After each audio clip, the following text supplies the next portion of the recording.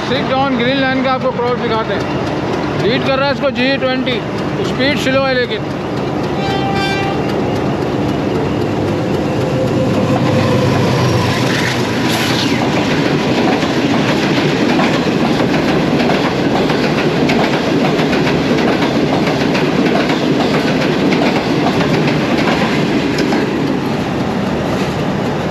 ठीक तो मौसम में दोस्तों लगा हमें ग्रीन लाइन का क्रॉस, क्योंकि अब तक हमें ही क्रॉस पड़ रहे हैं, हम अब किसी को नहीं कर रहे। और अगला क्रॉस होगा दोस्तों 104 डाउन सुबह खराम का। और ये 8312 भी खड़ा हुआ, लेकिन ये किसके लिए खड़ा ये कुछ नहीं पता।